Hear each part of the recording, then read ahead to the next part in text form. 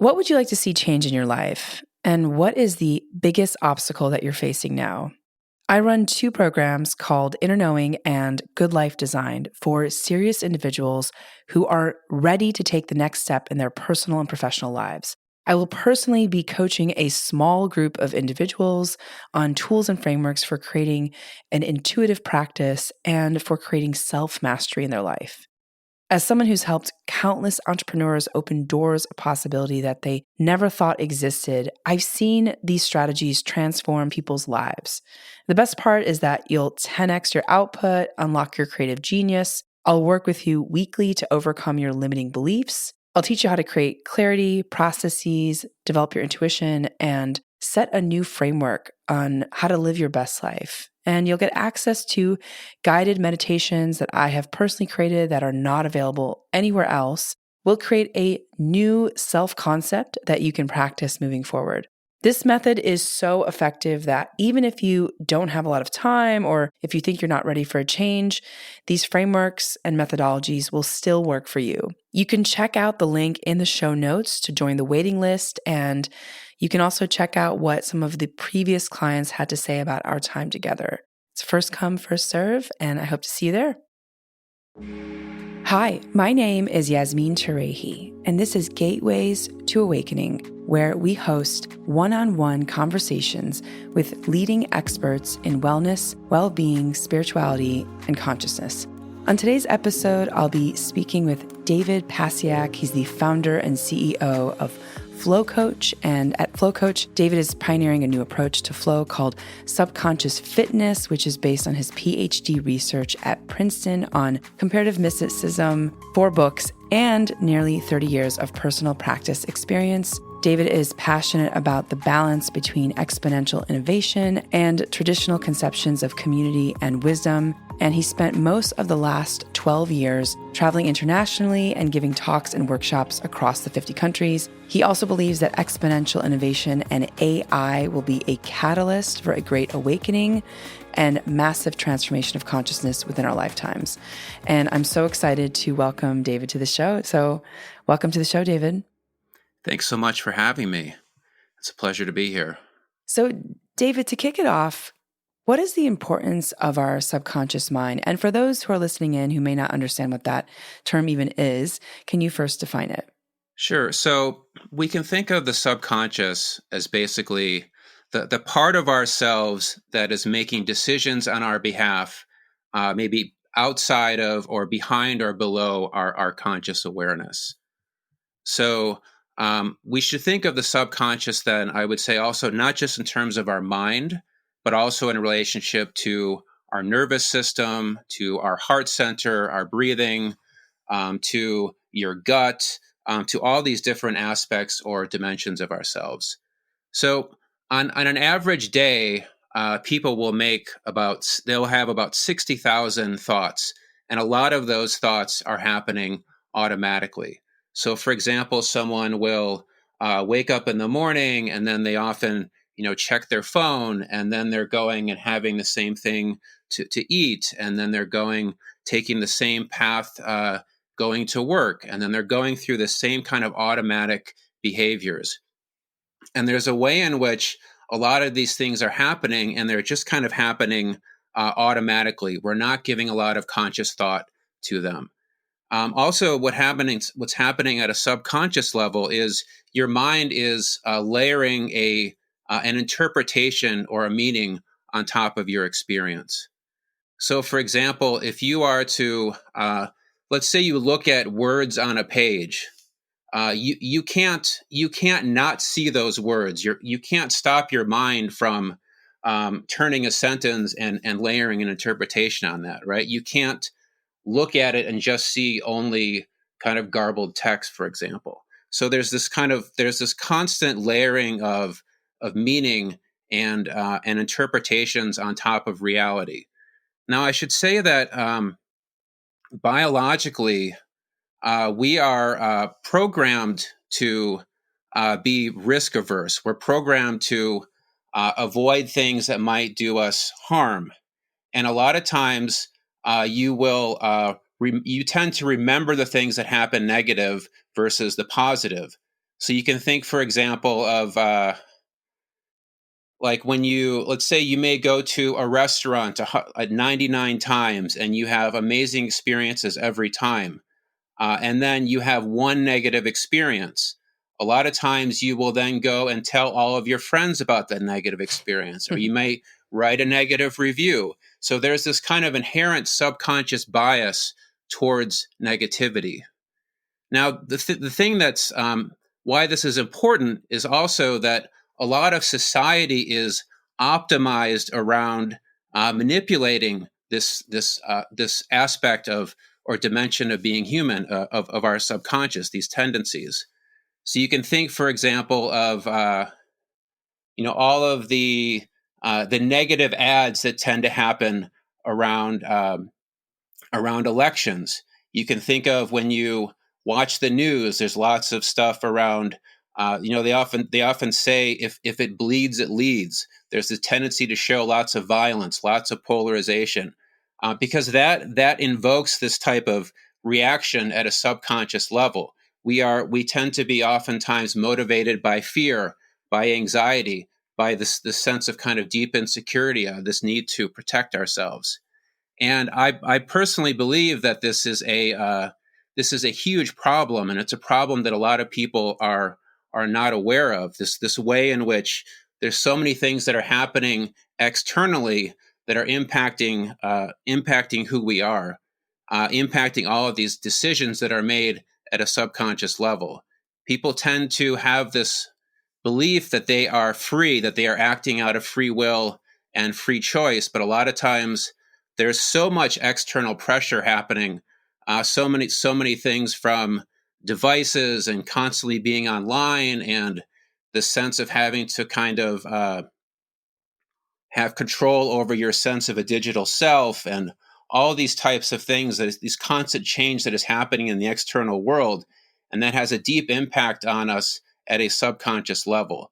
And so we need to figure out, when we talk about the subconscious, it can sound like a kind of esoteric concept, because you think, oh, the subconscious, that's below my conscious awareness. Well, if it's below my conscious awareness, why should I worry about it? But actually, you can learn how to make these things conscious. You can learn how to train your brain to not be reactionary. You can learn how to get more control over your heart center and your breathing and your nervous system. So there's ways in which we can proactively train our subconscious, and this is a thing that I'm especially passionate about. So, thank you so much for that incredibly detailed explanation about the subconscious mind, David. I Hmm. think that a lot of people, like you said, we're sort of getting all these, millions of impressions all day long from the media, social media, different constructs of reality. And so it does sort of become difficult as a human being living on this earth to make conscious choices with especially the subconscious programming that we've inherited. So how you said that, you have developed some techniques and tools to help people develop ways that they can protect their subconscious or maybe evolve their subconscious. And I'd love to hear from you. What are some of those techniques? Sure. So when I think about the subconscious and the different types of things that I just mentioned, I think that there are different dimensions of our subconscious, and they correspond to what you might call different energy centers in the body. So first, let's think of your heart center. So when you think of the things that are the most important to you, the things that are really you're most passionate about, your family, your loved ones, the things that you really care about, right? You feel this kind of warmth and illumination in your heart, right? You feel it right in your heart center. And what's interesting is that your heart center is directly connected with your breathing.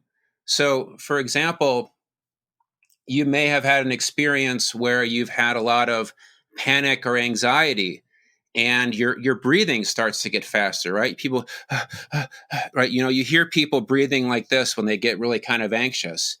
um, Oftentimes people might even faint because they start breathing so fast. When you're breathing so fast, you're actually not getting as much oxygen in your body. So what's interesting about the subconscious, in terms of you think of our heart center, you can't just immediately say, I don't want to be angry anymore, or I don't want to have anxiety. You can't just consciously make those feelings go away. But what you can do is, because your breathing patterns mirror your emotions, you could start to take slow, deep, relaxing breathing. And when you do slow, deep, relaxing breathing, that you're starting to you're triggering what's called a relaxation response in the body. So, for example, two practices. So, for example, you can think of what's called the physiological sigh. So, physiological sigh. I can demonstrate this on audio only. You're taking 2 short breaths.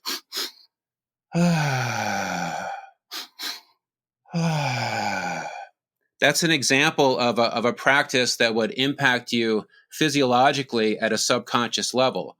So what's happening when you do that, your body naturally sighs about every 5 minutes. And when you're doing the 2 quick breaths and the low deep exhale, you're releasing tension.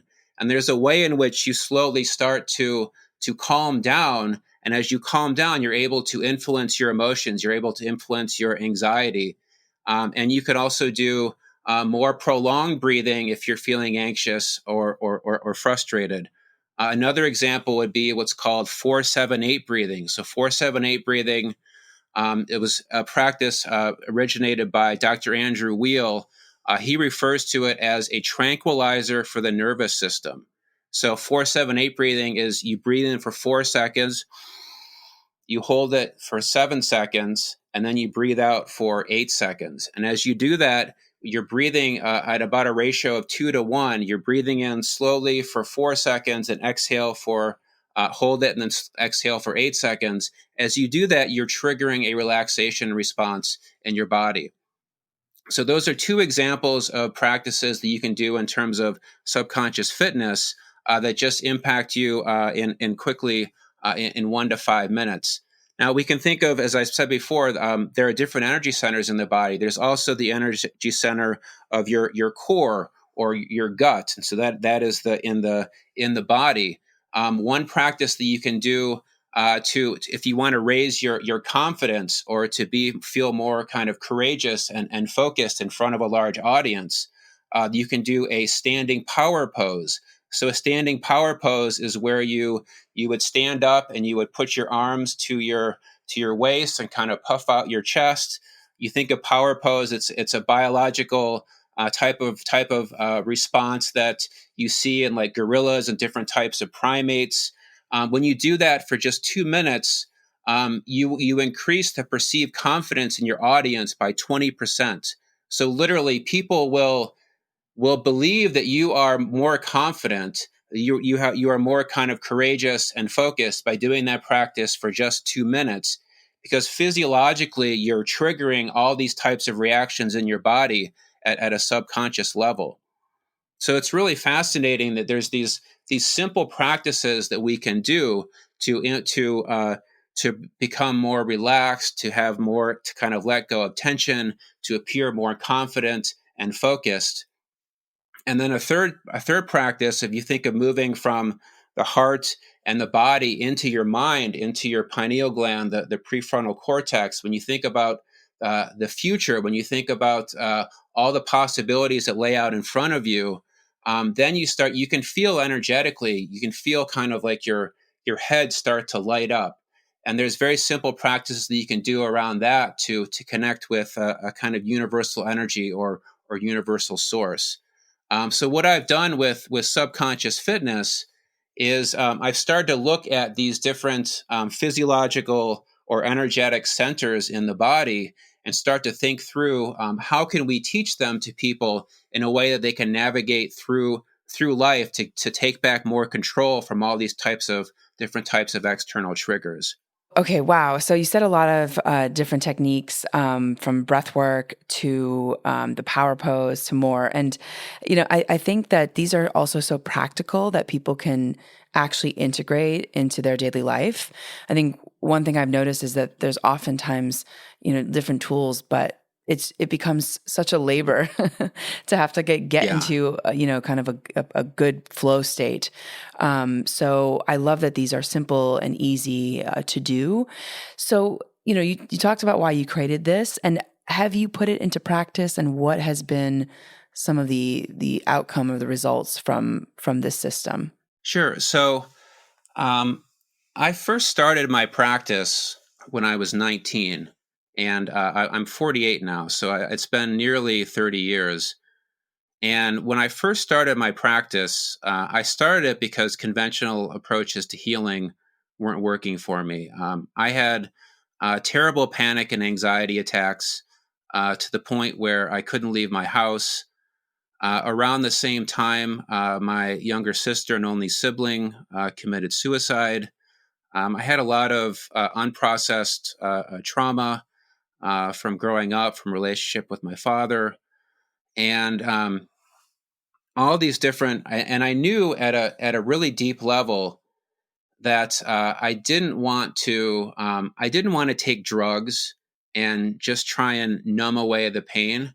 I didn't want to do things that were treating the symptoms. I wanted to really understand what was going on at an underlying fundamental level that was causing me to feel so anxious and to the point and have these panic attacks to the point where I couldn't leave the house. And around that's when I first discovered meditation and breath work and mindfulness. And the over the next 10 years, I had a tremendous transformation. I really dedicated my heart to these practices. Going on, I returned to school. I got perfect grades.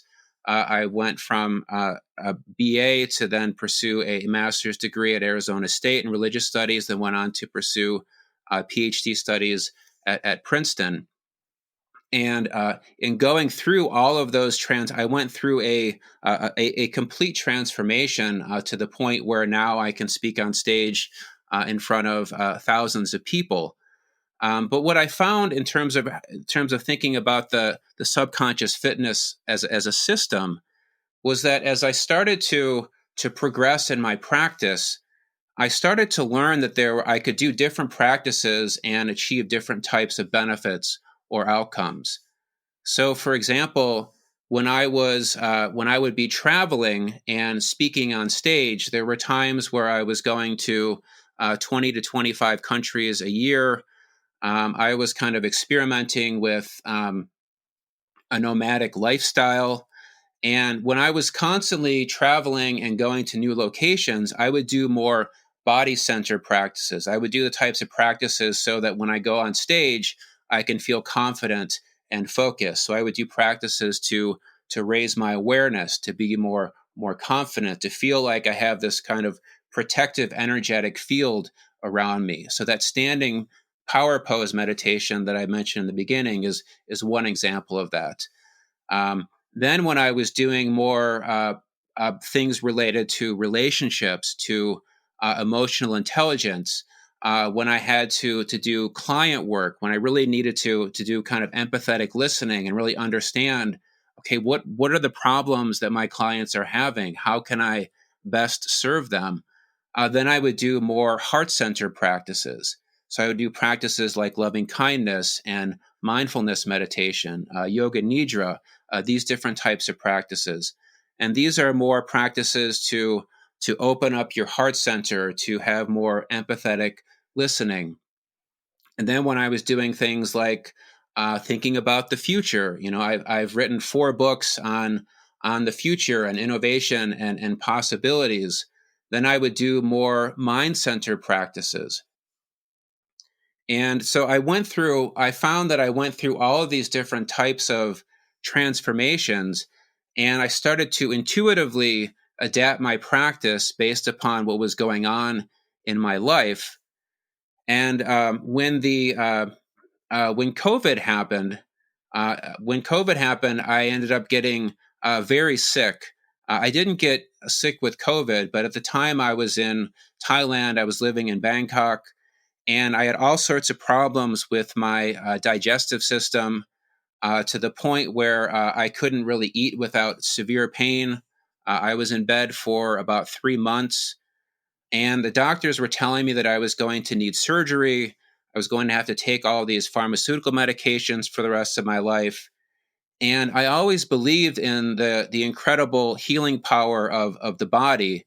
And so I rejected all of that advice, and I started doing all of these really deep practices and went through a huge transformation. And I made a decision when I was going through when I was going through that transformation, that when I got through it, I would formally systematize and teach these practices. And so that ultimately led to creating the subconscious fitness system.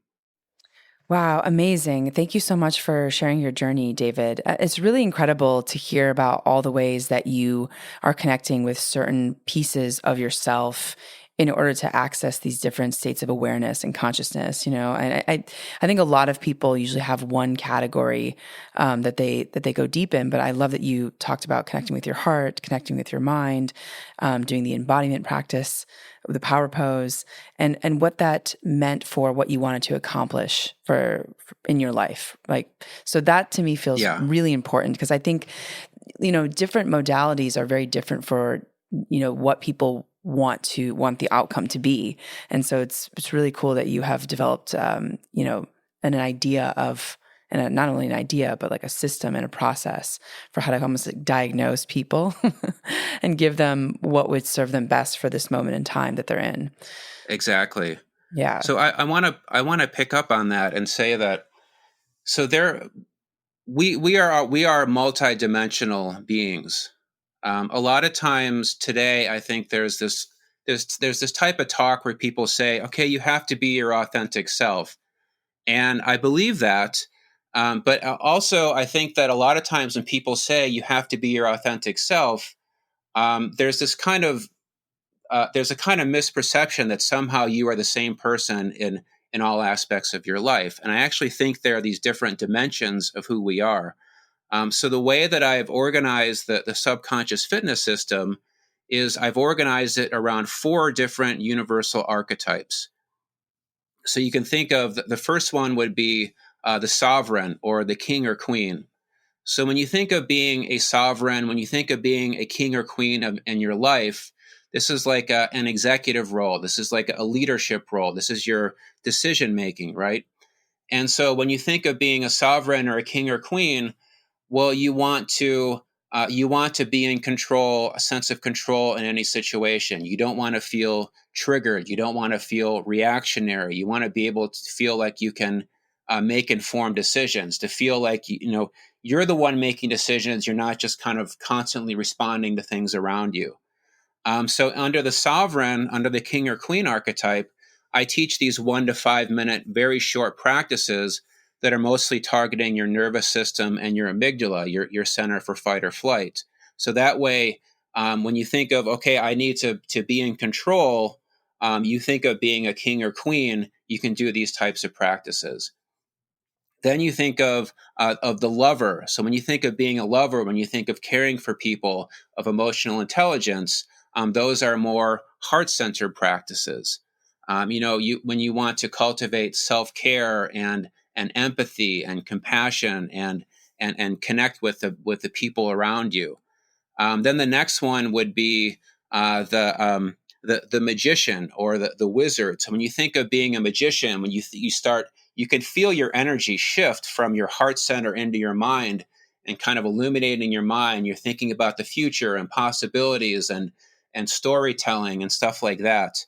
And then the last one would be the warrior. So when you think of being a warrior, you think of kind of going out and facing the unknown and dealing with all types of uncertainty. Now, what's interesting about these archetypes, these four archetypes, is these four archetypes also relate to different roles in organizations or companies. So the king or queen, the sovereign, right? That's like a CEO. The product team is in many ways the heart of every organization. So when you think of, a company exists to create products to solve people's problems, right? That's like your heart center. Then you think of doing storytelling and thinking about the future and relationships and things like that. that's related to marketing. And then when you think of going out and, I have to make sales, I have to meet people, I have to kind of, go out into the unknown. That's like the warrior. So there's a way in which these four archetypes also relate to different types of roles that people play in their professional lives.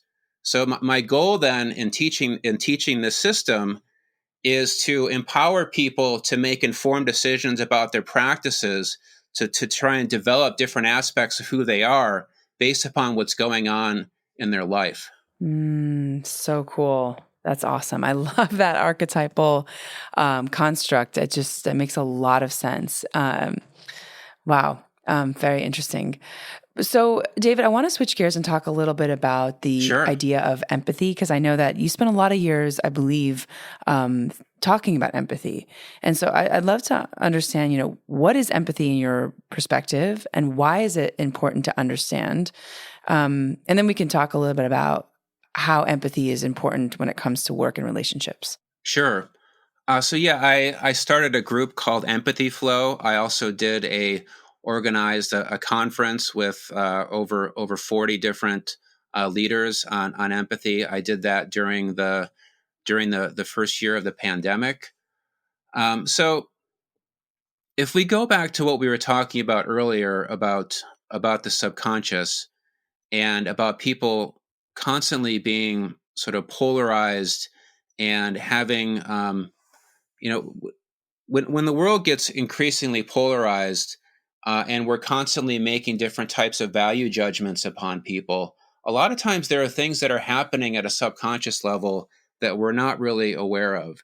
And so when I think of the importance of empathy, empathy is really about trying to understand on a deeper level the pain points, the struggles, the types of motivations that other people have. And I think this is incredibly important because we live in a multicultural, interconnected world. There's so much, things are just constantly moving in a million different directions. And it is very easy for us to kind of get into our kind of own filter bubbles. This is one of the problems with algorithms, especially. Your social media, the different types of content that people consume. It's always just showing you things that you like. It's showing you things that confirm your own biases, and we really need to do our best to be mindful of that and to resist that. And we do that by cultivating empathy. We do that by really the types of heart center practices that I mentioned earlier, as well as doing things like engaging in dialogue. Really, because as the world is just going to keep getting more exponentially faster and faster and faster. And I truly believe that the key to success in the future is when there's all this external change outside of us, we need to connect with our heart center and the things that are most human. And we do that through empathy. We do that through cultivating a deeper sense of understanding of the people around us. Right. And David, what does that mean for folks who are at work and might be experiencing difficulties and empathy? I've noticed this is sort of anecdotal, but I've noticed that people who are very successful from an analytical, logical perspective, like they've done really well in the business world, their empathetic intelligence, put it that way, feels like quite behind. And so, yeah, I'm wondering if, what have you seen when it comes to that dynamic, and how would you coach people in a work setting to develop more empathy, especially in teams? Well, first, I think it's important to check in with people, to ask how they're feeling. It's important to understand people's motivations. I also think it's helpful to understand people's specific roles and what are most important to them. So you think within a workplace, for example. So a lot of my work was done in working with early stage startups and helping startups to scale their teams faster and faster. And so if you go back to these the different archetypes that I mentioned earlier, one of the big problems that you see within teams is a lot of times the salespeople are often the people that are interacting the most with customers or with clients. I would say the salespeople and the customer service people, right? They're the ones who are talking to people on a daily basis, and those people are giving them valuable feedback. But a lot of times, that feedback is not given to the product team. And a lot of times, also, what happens is salespeople will, or they don't know how to do that. And at the same time, the product team, their biggest concern is how can I create something that is stable, that's going to solve problems in a way that scales, right? So if you're creating a product, you want to make sure that that product serves the needs of everyone that uses it.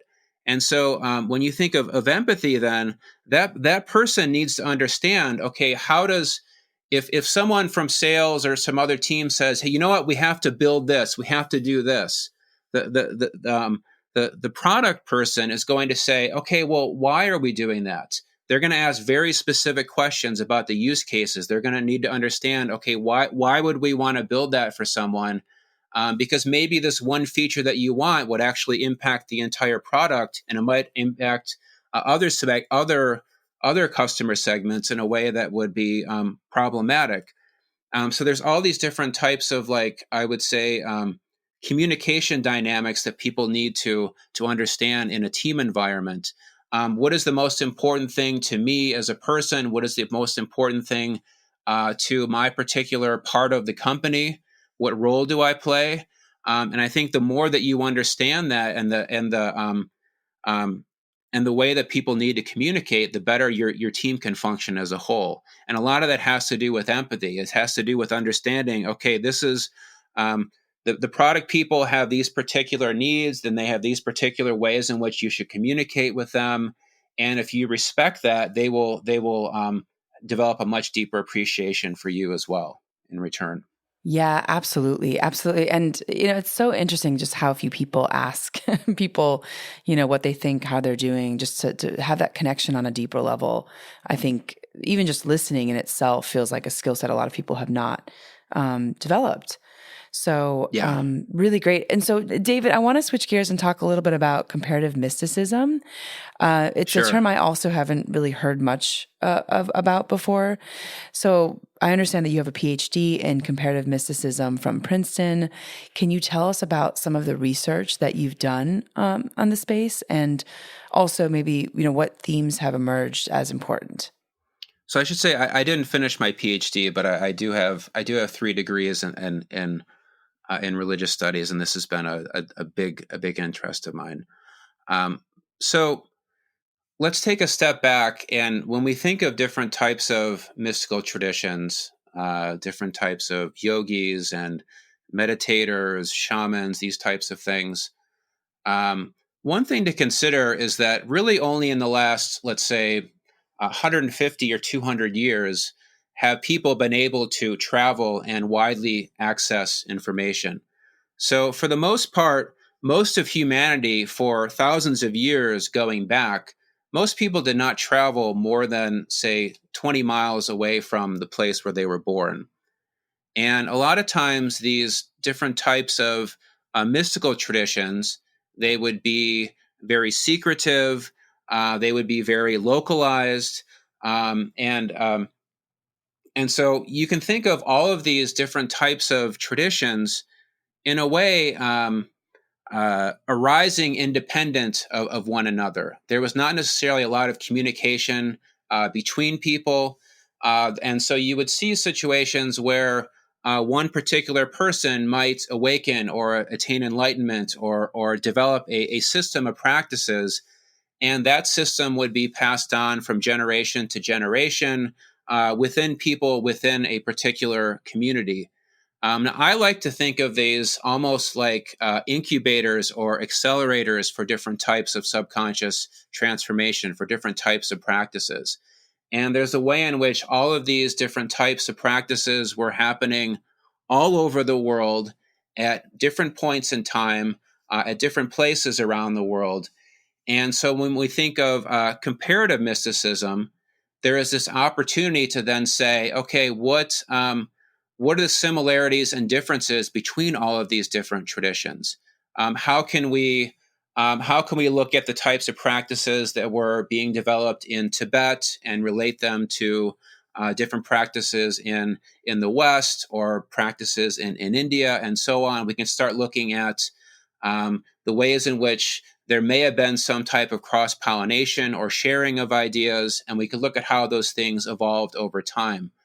Now, one of the things that's really interesting about comparative mysticism is that you see a pretty consistent view of the subtle body or the energetic body across traditions. And this goes back to some of the stuff that I said earlier about different types of practices and the archetypes. There are really there are three different main energy centers in the body. There would be the heart center. There would be the what's in Chinese medicine called the lower dantian, or your core. And then there would be your mind, consisting of your mind and your prefrontal cortex, your pineal gland. There's also seems to be a lot of consistency around this energetic life force that enters the body. So what's in Chinese medicine or in Qigong, they would call qi. In yogic traditions, they would call prana. There seems to be a consistent view of this energetic life force that's entering the body, that is constantly sustaining us.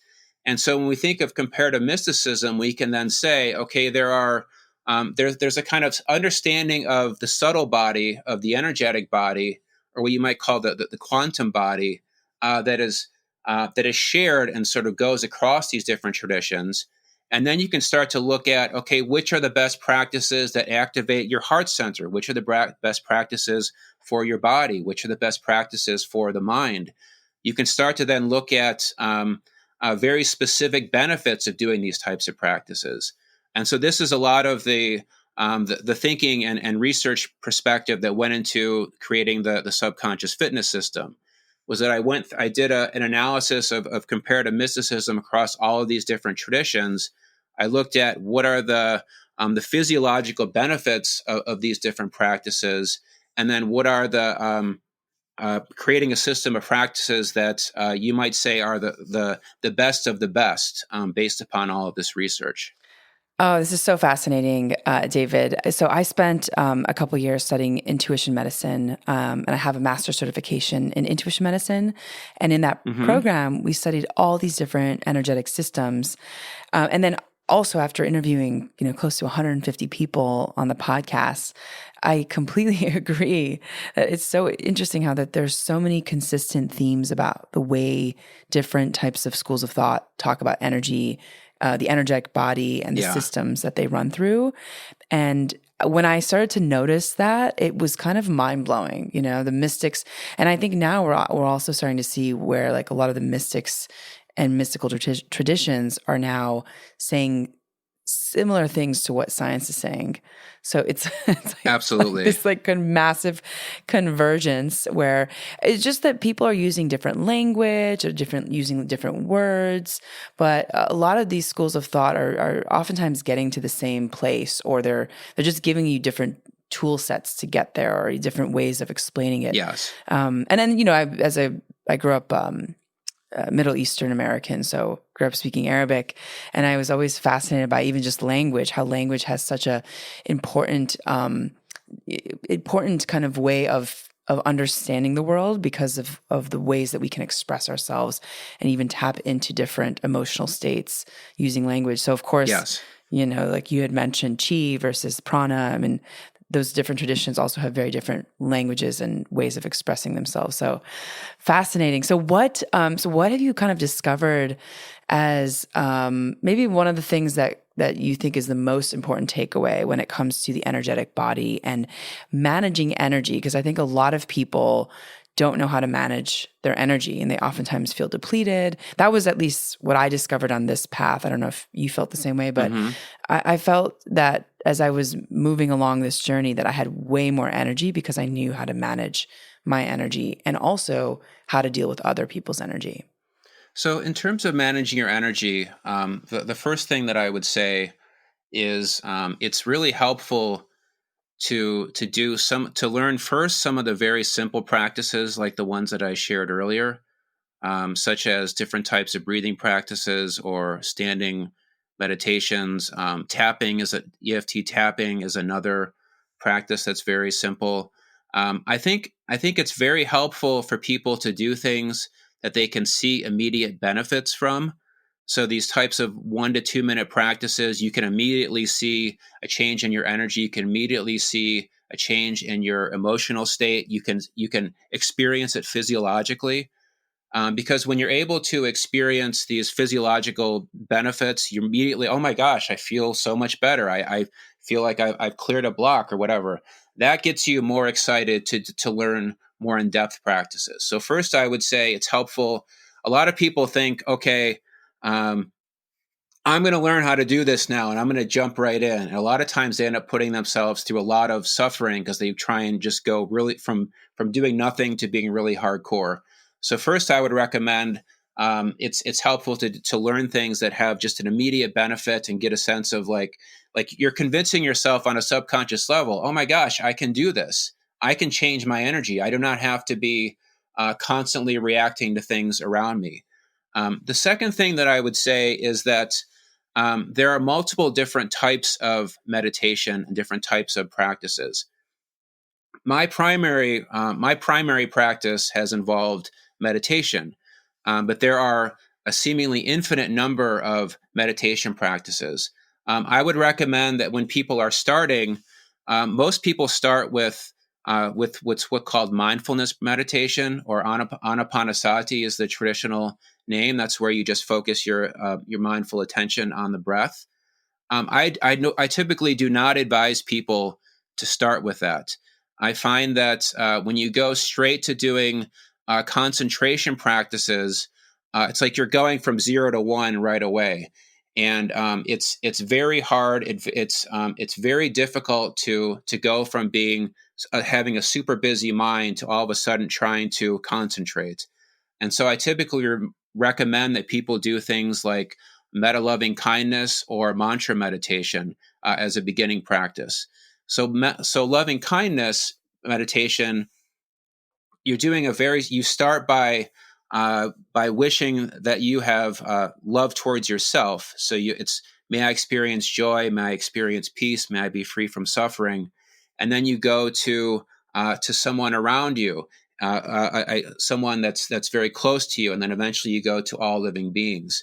And experientially, you feel like the practice is about other people, but it's actually really about you. And your mind naturally gravitates towards whatever feels good. And so if your mind is agitated and stressed out, it's actually your mind naturally wants to go towards these really positive, loving thoughts. So there's a way in which meta loving kindness is, it's actually better at training concentration than most concentration practices for beginners. And then a practice like mantra meditation, a lot of people think, oh, mantra is just repeating a sound over and over and over again. But the thing is, the nature of mind, your mind likes the sound of your own voice, right? You're constantly chattering. You're constantly chattering. And so when you're doing mantra meditation, you're tapping into this aspect of yourself that you always want to listen to your own voice. And mantra meditation is actually another way in which you can learn how to meditate that is much easier than trying to go directly into concentration practices. So in terms of like sort of tips in terms of how to manage your energy, to summarize, first, try to do practices that are very simple, that you can do in 1 to 2 minutes, so you get a sense of what the benefits are. And then if you're new to meditation or you want to learn meditation, I suggest starting with meta loving kindness or mantra meditation. Oh yeah, I love that so much. And thank you for the reminder, because I used to do the meta loving kindness, and I just remember how good it Yeah. feels. So I'm gonna bring that back into my world. David, this is so fascinating. I feel like there's very few people that I think have studied this subject in much depth as you have. And it's so amazing to talk to you about all the different layers, because I think there's so many different points of view in this space, and it seems like you have been exposed to a lot of them. So I want to understand a little bit more what, kind of has surprised you the most looking back on your journey. You said you started when you were 19. So yeah, I'm curious, what's kind of been most surprising to you? It could be about the practice. It could be about the folks that you've worked with. It could be about humanity. Honestly, I think the thing that has surprised me so much is discovering this immense amount of possibility within me. So I think that we're born in a world, especially if you're growing up in the U.S., but really anywhere in the world today. There's so much of a focus on instant gratification, on constantly trying to chase after things and feel like you can find happiness in things outside of yourself. And I grew up, really believing that, and had what I would say is a very a kind of limited view of what it means to be human, because I understood it primarily in terms of consuming and buying things, and felt like that was just what I was supposed to do with my life. It's what everyone around me was doing, and I really didn't know any better. And in getting into learning these practices, discovering the tremendous amount of love and power within my heart, the amount of creativity, the amount of energy, I discovered just this huge universe of possibility inside of me. And it's and as I've gone through these deep transformations over the course of almost 30 years. I've realized that also I don't really, there's nothing outside of myself that I really need, and there's been a tremendous amount of clarity and focus. I have a sense of a deep purpose in my life, and I also feel like when I'm able to stop constantly reacting and really kind of be in my own space, to hold my energetic center and to have that sense of control, it really can feel like a superpower. Because I just, like, when I look at the world now, I see people are just constantly reacting. They're constantly bouncing around like pinballs. I would say they have the belief and the illusion that they are free, but you can see that they're doing what I call as outsourcing who you are. Outsourcing who you are is where you're constantly just sharing or liking things that other people's beliefs, and then you're repeating those things. And so much of what people consider to be who they are really just kind of parroting beliefs and opinions and chasing after things that are coming from outside of themselves. And on the one hand, that makes me really sad to see. But at the same time, as I've discovered this tremendous power inside of me, it's the thing that really motivates me. I mean, I wake up every day excited to teach these practices. Wake up every day excited to think that I can help someone to have a similar type of transformation in their life. And I would say that this is especially important as we start to enter this world of AI and automation. There's going to be so much change happening outside of ourselves, and the rate of change is going to be exponentially faster than it was when smartphones came. So in the last 20 years, the average attention span has gone from 12 to 8 seconds. So it's literally dropped 30% in 20 years, because people are just constantly externally stimulated. They're constantly overstimulated. And I want to encourage people. This has been my biggest takeaway, is that you don't have to be that way. You don't have to live your life constantly chasing things outside of yourself. When you do that, that makes your happiness conditional, which means you're constantly just going up and down. As soon as you find something that satisfies you, it only satisfies you for a minute or a few days. Then you want something else. Then you want something else. And there's a way in which you can get off that treadmill of just constantly chasing after things, of constantly feeling like your life will have meaning if only you get that new car or that new job or new house or new whatever. And when you're able to step off of that treadmill, there's just an incredible amount of depth and richness that is within you. And I truly believe that there's just a limitless amount of creativity and possibility within each of us. And I think that as the world gets more inundated with automation and AI, the key to success in the future is to focus on the things that are uniquely human. So it's cultivating creativity, it's cultivating empathy, it's cultivating emotional intelligence, it's cultivating focus and courage and all these types of things. And you have the capacity to do that within you. Um, I know that because I've done the work myself. I've seen the transformations in my own life, but also as someone who's been a scholar and who studied these things for over 30 years, for almost 30 years, there's a tremendous amount of research that really demonstrates and proves that this transformation is possible. Mm. Wow, David, you said a lot of things. So I want to go back. First of all, I love the term outsourcing who you are. I think that's so genius. Yeah. I've called it borrowed narrative. Um, but you speak about that you don't need to go outside yourself to make yourself happy. I think so many people, like you said, are looking outside themselves, honestly, to see who they are and to find happiness, and it's such a trap. And so I'm curious, what would you say to someone who is experiencing that? Like, how would you guide them to kind of connecting with that deeper truth within themselves? And then I'll follow up on the AI piece after that.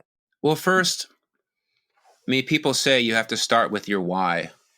So, um, I think I would recommend that if someone is feeling disconnected, that they should start with a practice like meta loving kindness or different types of mindfulness practices, depending upon whether they have any experience with meditation or these types of things.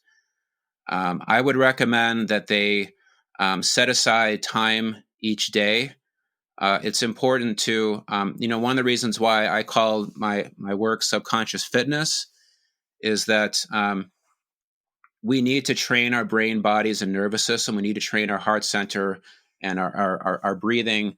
We need to train all these different subconscious systems. And so I would encourage them to you can train and improve similar to how you would go to a gym and train and improve different aspects of your physical body. And to do that, you need to do things consistently.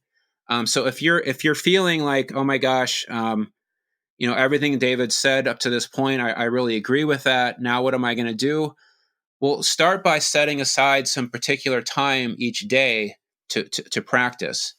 I think one of the things that the modern world has deceived us into believing is that if you understand something with your mind, somehow you are going to be able to implement those changes in your life. There's this phrase, words don't cook rice, which I love. Just because you understand something conceptually doesn't mean that you're actually going to make those changes. Um, I would also say that if you're struggling and feeling kind of disconnected from your heart center, I would say that the the dominant way of looking at this in modern society is to look at it as this is about your story of who you are, or to think about it in terms of physiologically. There's the pharmaceutical industry has had such a tremendous amount of impact upon how we view the body, and we view it in these very kind of physiological terms. I would encourage people to do therapy if they need it, but I would also say that I would encourage you to feel like there is much more that you can do for your life than just going to talk to someone maybe once or twice a week, or taking a pill. You can start to dedicate different parts of your day to these practices. I would also say that one of the reasons why I designed the subconscious fitness system this way is I encourage. A lot of times people think, "Oh my gosh, I'm doing so many different things. Now I have to practice." It just becomes like another burden, another thing that they have to do. Um, you can do practice in just a couple of minutes. You can do it between activities. There's a lot of different ways in which you can integrate these types of practices into your day, so that it doesn't feel like a burden.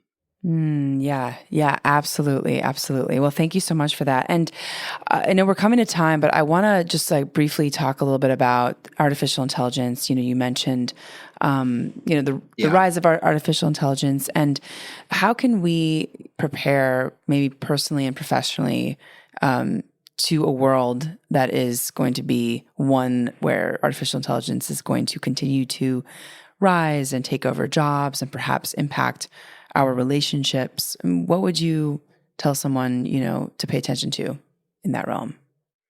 Well, first I would say that the rise of artificial intelligence and AI is going to completely upend our conceptions of what it means to have a career, and also what it means in terms of education.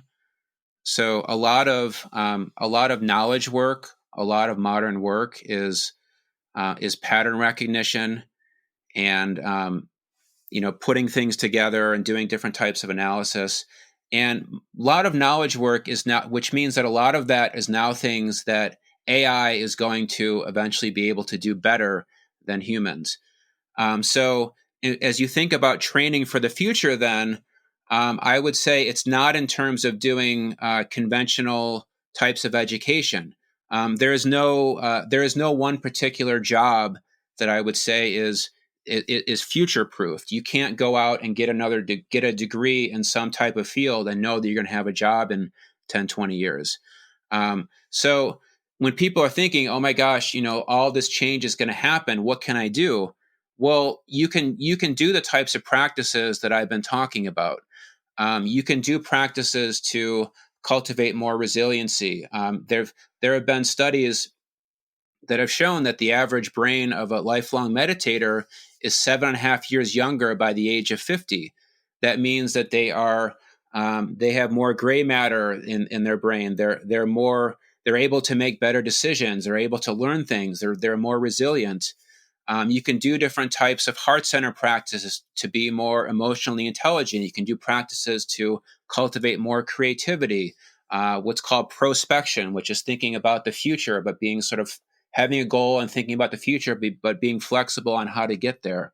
Um, as you start to think of a world where automation and AI, where you have these machines that can answer any question, that can solve any type of problem, when you think of being in an office environment or a society that's like that, well, the things that make you stand out then are these uniquely human qualities. So, emotional intelligence, empathy, loving kindness, creativity, having courage, um, being able to creatively solve problems, having an understanding of team dynamics. So there's this kind of inverse then, where the things that we used to call soft skills, which were kind of the unessentials, those will be the most important skills to develop in the future. And all the practices that I've been talking about, these are proven ways of doing that have been passed down for thousands of years, that were created by some of the most brilliant and creative minds in the history of humanity, and passed down from generation to generation for thousands of years. And now you have an opportunity to learn all of these practices, to learn how to do them and how to transform all aspects of your life. Which is why I truly believe that there's going to be a huge transformation of consciousness, a kind of great awakening that's going to happen in our lifetimes, because I think there will be a necessity to do these types of practices. There will be a necessity to think about what it means to be human and to reimagine what it means to be human. And that's what makes me really excited about the future. So I would also, the last bit I would say there is, I would say, the world's going to be constantly changing, but that is also a huge opportunity, that as long as you continue to be loving and creative and embrace possibilities and do the types of practices I recommended, as long as you're able to do that, entirely new industries are also going to pop up that we can't even imagine right now. So don't think about the future in terms of trepidation and fear. Think about it as an opportunity to co-create a brand new type of world and really reimagine what it means to be human. Amazing, amazing, David. I think we all needed to hear that. Thank you. So, David, we're coming at time. What do you want to tell our listeners as a main takeaway? And also, where can people find you? Are there any resources that you can point folks to in order to learn more about you and find your work? So first, as far as my work, go to flowcoach.co. So there you can find my work on the subconscious fitness system. The subconscious fitness system, it includes, I would say it's the most comprehensive and in-depth collection of transformation practices that's available anywhere at any price. So it includes over 30 hours of teaching videos, over 10 hours of practice instructions. There's over 800 slides. It's incredibly comprehensive and in-depth.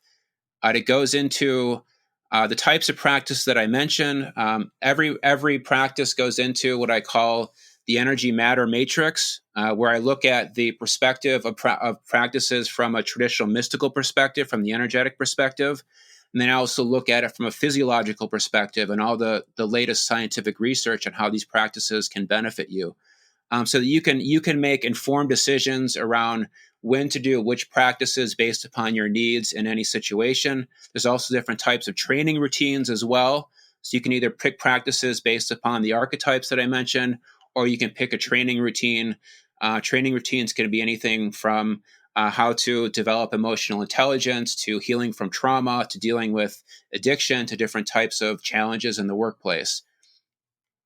So I would encourage one, you can check out my work there. And then the last takeaway that I would just encourage people to just remember that you are a multidimensional energetic being, and you have all of this love and creativity and possibility within you. And this is one of the most amazing things about being human. And I truly believe that there's all this polarization and negativity and doom and gloom and all that sort of stuff. You turn on the news, that's all that you see. You listen to our political leaders, that's all that you hear. But that's not really what's happening in the world right now. What's happening is we are getting all of this amazing access to all of these automation tools and AI. And there's this huge, infinite amount of possibility of things that you can do, of things that you can become, of businesses and projects that you can create. And we're going to manifest in so many things that we can't even imagine. This is like the point. It's like one of those points in history, like the discovery of fire. This is a huge kind of transition moment. And we are the generation that gets to live through it. We are, what you might call a bridge generation. We're going from this analog world into this entirely new way of being. And so just be excited about the future and be excited about all the amount of limitless possibility that lies inside of you. Wow. Love it. I love it. I love it. Amazing. I'm so grateful that we've had this conversation. I think living in So am I. living in possibility, and just reminding everyone that, of course, like there's so much more that we just don't even know is possible. And I think a lot of people live in a conclusion rather than in the possibility of the unknown. And so such a great reminder. Thank you so much for everything that you're doing, David. This is so fun to talk to you and to explore all these worlds. So thank you so much for your time. And we'll also leave a link to your website in the show notes. Thanks so much for having me, Yasmin. It's been a pleasure. Yeah, likewise. And for our audience, thanks for joining and for listening. In this episode, we learned about the subconscious mind, the power of empathy, and modern day mysticism with David Passiak. And you can tune in to Gateways to Awakening, where we host one-on-one conversations with leading experts in wellness, well-being, and spirituality. Thanks again.